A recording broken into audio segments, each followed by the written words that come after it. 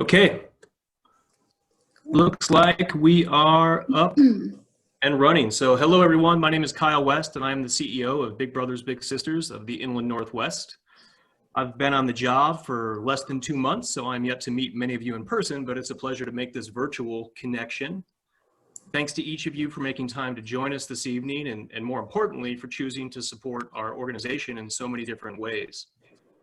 Whether you're a volunteer mentor, a donor, a parent, grandparent, legal guardian, or a little brother or sister, you are absolutely essential to the work that we perform and vital to affecting the future that we all share. For more than 20 years, we delivered our Bowl for Kids' Sake event every spring, and it's more than a fundraising event. It's always been a genuinely fun event that everyone enjoys. In the short time that I have been here, I've had multiple people tell me that Bowl for Kids' Sake is their absolute favorite event of the year. It truly feels like a celebration of the work we do and of all those persons who make it possible. So when coronavirus forced us all into lockdown, we were literally coordinating the final details of this event. And of course, like so many other nonprofits and businesses alike, we had to cancel our event. This being said, I want to acknowledge our sponsors for this year's event who remain steadfast in their commitment to us, despite deciding not to host our event in person this year. So I want to acknowledge the commitment and generosity of Arby's of Spokane, the Kalispel Tribe of Indians in Northern Quest Resort, Itron, Kaiser Permanente, and the Legacy Group. So these 5 sponsors gave us a robust foundation from which to work for this campaign.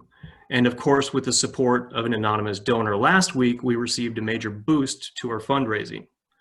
About an hour ago when I checked, we had raised $35,000 over the past month, and about $5,000 of this came from our anonymous donor. So we've still got another $5,000 roughly to tap into. So that's my subtle ask. For this event. This event is not about fundraising. It really is about acknowledging our work and sharing stories of the impact that mentoring can have on an individual and on a community. So let me introduce our guest today. In my lower right, you should see the name tag in the lower left corner of each screen. I think we all have a different layout. I know, Shante, you gave me a tip to go to a different view. Okay, maybe that works, but I want to introduce Heather Osborne. So Heather is our program director, and Heather's been with us for 11 years. And I'm pretty confident that Heather has touched just about every role that we have at Brothers Big Sisters during this time. Next to Heather, we have Shante Leggins, head coach of men's basketball at Eastern Washington University. Go Eags. And I should also note that Shante was last year's Coach of the Year for the Big Sky Conference, and Shante is a former little brother. And then we have Trish Wisner, one of our all-star Big Sisters, who we're about to learn more about. And we want to wish her little sister, Hopi, a happy birthday. It's Hopi's birthday today, and they'll be celebrating tomorrow at the Old Spaghetti Factory. So thanks so much to each of you for joining us this evening. Now let's just go ahead and dive in and let's talk. So Heather, I want to start with you. If you could tell us one of your favorite memories from a past Bowl for Kids' Sake event.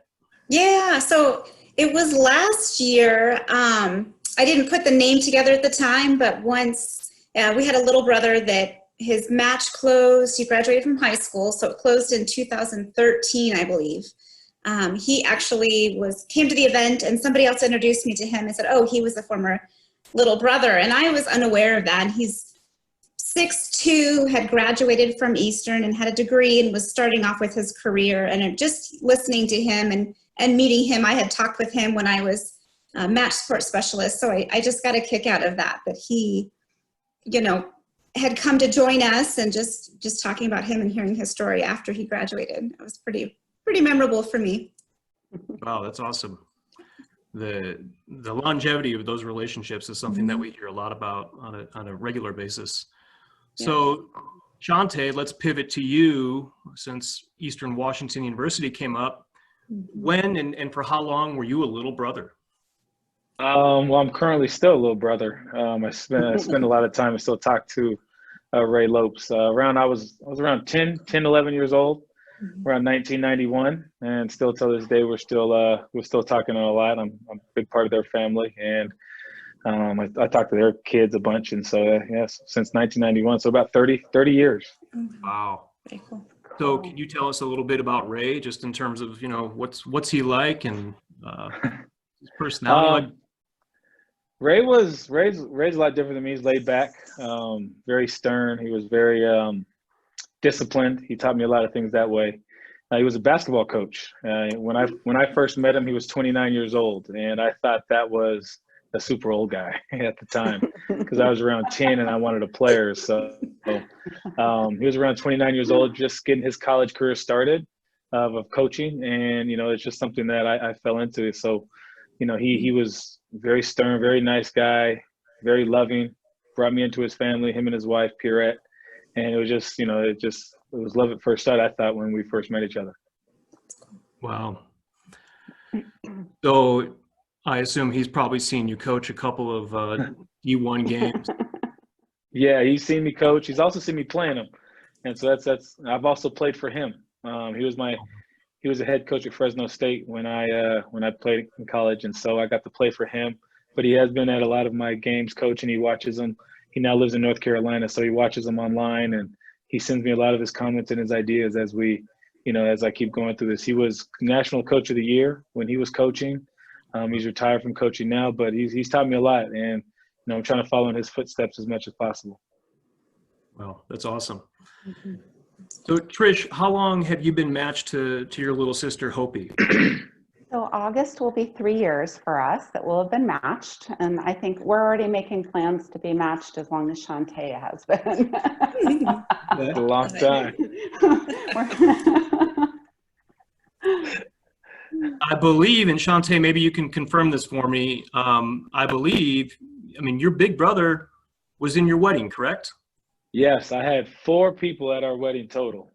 Him and his wife, and then Tatiana, her best friend, and her brother. And so, he's meant the world to me, and he's meant the world to my whole family. My mom she was a single mom, obviously, and it was hard not getting everybody to the wedding, but it was in New York, and we thought it'd be best. So, the first person I called to be my best man was Ray, and he jumped at the chance. It was something that he said he wanted to do. He gave a speech that almost brought me to tears. I don't cry that often, and he gave us a very heartfelt speech, and it's something I won't forget. Wow. So Trish, you have that to aspire to with Hopi. I know. Wow. There's some pressure. There's a lot of pressure, I know.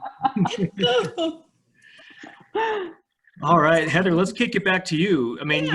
You've been with us for 11 years. Mm-hmm. Give us an idea of, what inspires you to perform this work? What draws you to our mission? Mm-hmm. I think it's the day to day, just hearing from the parents and the bigs, and just how, especially for the bigs go into it thinking that it's going to be impactful for the child, but really they're finding a couple months into it, a year into it, that it's far more impactful for them than they ever imagined. So it's not only hearing from the parents and the littles about how things have changed and the since match, but also hearing the bigs and just the impact that it has. That kind of drives me. Mm-hmm. So let's pivot back to Trish. Trish, as a big sister, just tell us about one of your most awesome experiences these past nearly 3 years with Hopi. Well, I would say we always have fun. We're just both gigglers and super silly when we get together. And we do a lot of cooking together. She wants to go to culinary school. And so we do a lot of that. But I would say probably our most extravagant, last year for our 2-year anniversary, we flew to Seattle for the day. Wow. And went to the Space Needle and fancy lunch, and it was her first flight, so we had a really fun time. So yeah, that's very cool. Very cool. Very cool. So Heather, I bet matches are excited to begin getting together albeit gradually and at their own comfort level, conditions Yeah. permitting. But Mhm. after more than 2 months in lockdown mode, what are some activities that matches are doing together right now? Yeah, like kind of like you said, based on their comfort level. Some are slowly getting back together, and maybe we're, still Facebooking each other back and forth, or connecting in other ways remotely. But other matches, really, they're getting together and they're getting out, enjoying the mostly nice spring weather we've had, and bike riding, and hiking, going for walks. Um, Catching up, getting food to go, and taking it to parks, and just trying to really reconnect or stay connected after this long break that we've had. Yeah. Okay. So mainly activities outside. And Mm-hmm. how about, and I'm curious, Trish, what is fun to do virtually that some of us might not think of? Like, I mean, beyond texting and, like FaceTime, are you doing any like trivia or interactive games virtually? I wanted to, but she got tired of Zoom because of school. So Don't doubt that. she wouldn't get on Zoom with me. I didn't get to see her face for like 2 months, which was rough, but we talked quite a bit, and like dropped off a little Easter basket for her, or she was doing a lot of painting. So sent her a lot of painting supplies, and she'd send me all the pictures of the paintings she did. And so, it wasn't ideal, of course, none of this is, but we still stayed pretty in touch, and we've been enjoying some kayaking and, like you said, being outdoors lately. So Have you already been kayaking this year? Have you been? yes. Wow. We've been seeing each other for I think it's about 3 weeks now. So Okay. yeah. So you haven't learned TikTok? I call it TikTok just to make her crazy. It's her favorite. That's a new name. You have learned it. She shares it with me frequently lately. Yes, probably more than you want. A little bit. I get it. So Shante, I mean, you've maintained a relationship with your big brother for 30 years, or nearly 30 years. Can you just, at a high level, share with us some of the life lessons you learned from him that you find? I mean, as a coach, as a professional coach, I can't help but believe you're passing on some of the very things that you learned from your big brother to your players today. What are a few of those lessons that you might be willing to share with us? Well, the trust thing, it was really hard for me to trust adult males in my life growing up, and, him always being there, no matter what, if I was good, bad, he was the same all the time. And, that was something that was huge for me because, I always felt when I was younger and I did something wrong, people would run away and not come back and that type of deal. And so he was always there. Being there is the biggest thing I think that you could possibly do as a big brother or just a mentor in somebody's life, is just always being there through thick, thin, good times, bad times. And, those are the things that, stick with me. He was always there.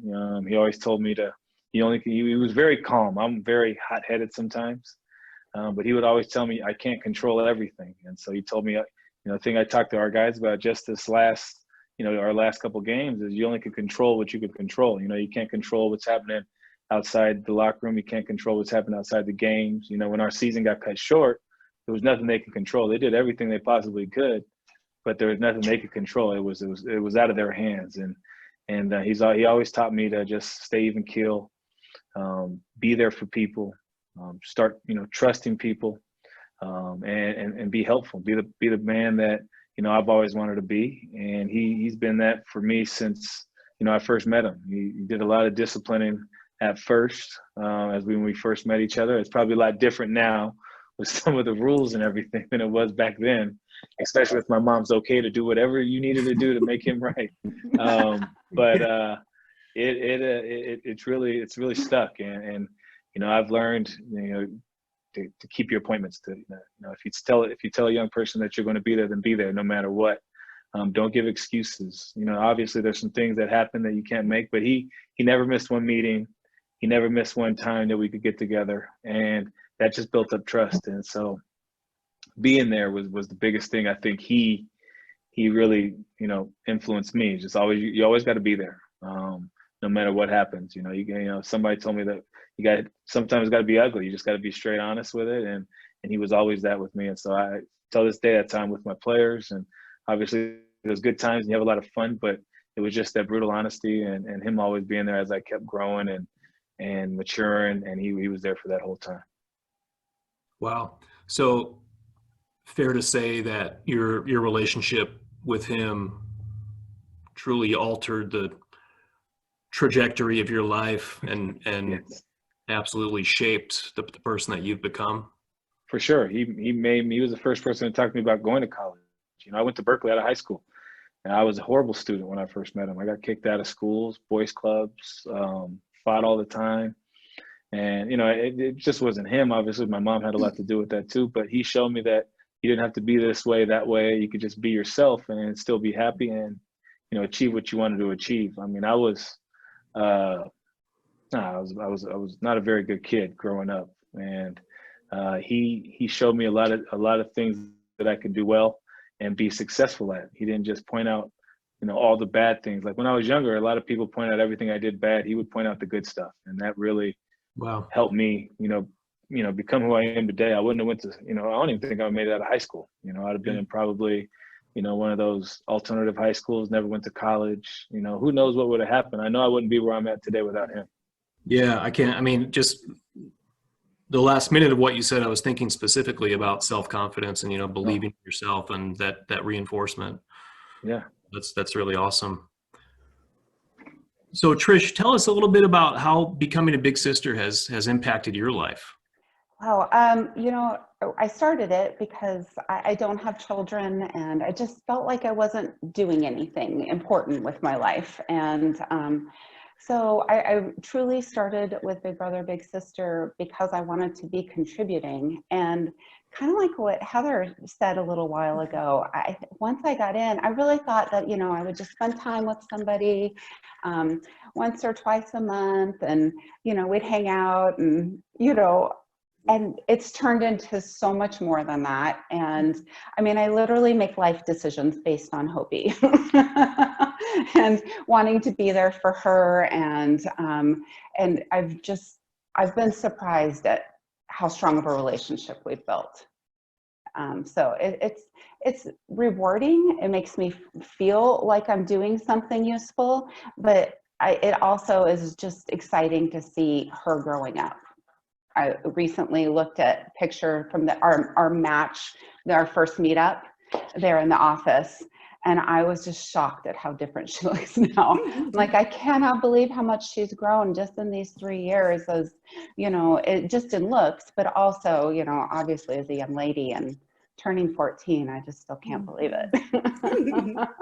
It's an amazing experience to watch children grow and mature. Teenagers. Oh. So I'm curious, Trish. I mean, if you had to provide a general description of an ideal candidate for someone who was considering becoming a big sister or a big brother, yeah, what would some of those key attributes be? What makes an ideal candidate for becoming yeah, I think that I think it's important to, first of all, like I said, kind of want to be making a positive impact on somebody's life, right? And be willing to bring them into your life. She's definitely met my family. She's part of my family, and met some of my closest friends. So, I think I think being willing to give the time, I think that's important as well, because some people aren't as willing to give up their time because they don't have it. I understand that for sure. But I think just being giving and an open person is pretty key for this to make that connection with them. Sure. Being open, having time, giving lots of love. Yep. And kind of like Shantae said, also knowing when to be stern. I don't know if stern's the right word, but That is the right is word. it? To be like, I don't know about that one. And a couple times I've heard stories. I'm like, do you feel like that was the right thing to do? So yeah, I think that it's interesting because, I really did think, I didn't know what to expect going in, but I expected, we'd hang out, and we definitely do that. But, there's a lot of life lessons there too, and, mentoring and all that kind of, I enjoy it. So, and definitely love her. So, I think that's surprising. Well, we're certainly grateful for your service and for your time, your efforts, and the love that you give and share. And Heather, I'm curious, all the bigs that you've worked with, and the littles, of course, but what are some notable impacts on the young people that we serve that are associated with one-to-one mentoring? Yeah, so Shantae really spoke to a lot of it, but really just in listening to the families or the parents, you hear the same thing. Kids are feeling more self-confidence. They're willing to take risks educationally and raise their hand in class, whereas maybe they wouldn't have been, so maybe not as timid. Parents also will report that they've had their kids on antidepressants, and once they've been matched, they're getting together and they have that consistent role model in their life, and that consistency and going out and doing fun, low cost activities really has helped them to not need medication as well. So really the impact is there, and I'm not encouraging people to not take medication and to come to us, but more so just knowing that potential is there. They're going out and they're getting away for a couple hours and doing a fun activity. And I think we all can say that we feel better about ourselves when we go out and do things that we enjoy. So that, and then like I said, teachers report the same thing where they're taking those academic risks. Oftentimes grades are improving as well. So a lot of positive impact and changes can certainly take place after they've been matched. No doubt. So Shantae, as an African-American father, a professional coach, a leader, clearly, do you have any advice you can share with parents and mentors attempting to communicate about issues related to race and racism? I mean, you've got some perspective and some creds on this topic, so we'd love to. Well, I'm mixed. So my dad was black and my mom's white, and I grew up with my mom. So I got to see a lot of different things growing up, because my black side of the family is from Arkansas, the South, and my mom's side of the family is from Santa Barbara. So you got to imagine the growing up and living with them early, and then moving to Santa Barbara. But just like I've been talking to our guys about, is you got to be understanding. A lot of the times that things get through that a lot of stereotypes will be put on you, and even your friends that they have no idea who you are, and you got to be willing and open to have open dialogue with people, and not everyone, I tell them, not everyone's going to like you, and now it might be for the color of your skin, which is really tough and hurtful, but at the same time, maybe that person doesn't have the knowledge and doesn't have the understanding of what everything is, because they haven't been able to grow up that way. And so, just moving forward, and, my thing to them is sometimes you have to be the understanding. You have to understand that person at this time doesn't understand the full aspect of what's going on. And that's where the hate comes from. And maybe it's just something built up, but that doesn't have to be, what defined you. You don't have to worry. There's a lot of people in this world I talk to our guys about, and there's a lot of people in this world that are going to love you for who you are, no matter what. And there's going to be people who don't, but your job is to keep moving forward with positivity. You want to open the eyes of people that haven't been around you, and you got to be forgiving, because, there's going to be people that you can change that you would never be able to change if you never forgave them for not knowing exactly the whole situation. and it's a tough thing, racism, because it exists. And I think it's a lot to do with stereotypes. And, you know, sometimes you just got to break the mold of those things and have an understanding of, you know, how to move forward with it. And, you know, it's hard to say. You don't want to live that way. It's just tough, but, you know, it's going to be around. Stereotypes have been around forever. You just got to be able to, you know, break those and have people understand. And the most thing, the biggest thing for me, I tell our players, you got to be forgiving. And you got to be forgiving for people that spew hatred. You got to love everybody as much as possible, but you could be disappointed, but you can't spew hatred. Hatred and hatred don't work. And, you know, you just got to, if you feel that you're in a spot that isn't good for you, you just got to go. You just got to move on and keep moving forward. And that's what I've talked to our guys about a lot. Thank you for sharing that. It's, I mean, listening to your response,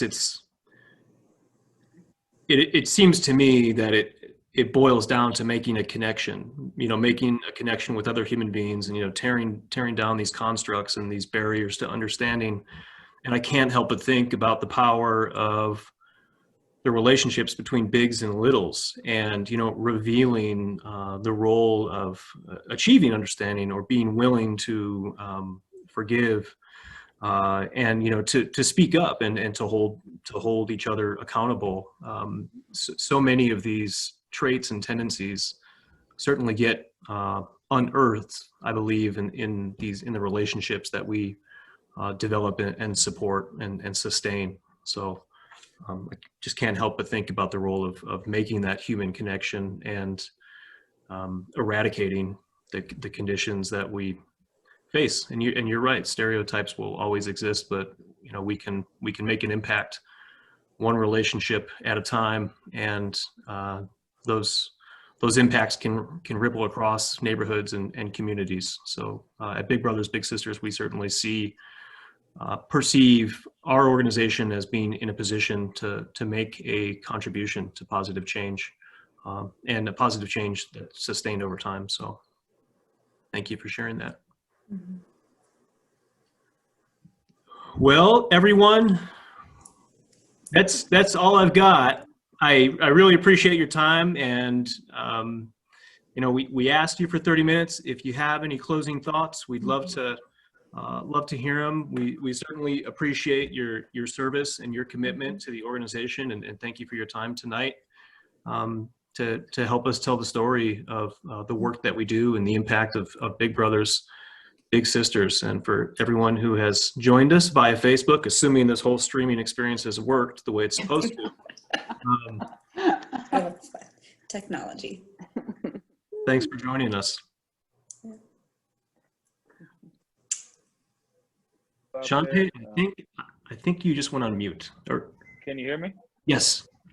One thing for everybody out there, I know it's you know, it's a big deal, but you guys should donate to this organization. It's something that, you know, has changed not just mine, but countless people's lives. And, you know, I think, you know, when I became a little, it really put me in a position of confidence I didn't have before. I think it's something that, you know, it's something that we need to do is help the youth. Now, you know, there's a lot of organizations that do a great job. I grew up in the boys club too.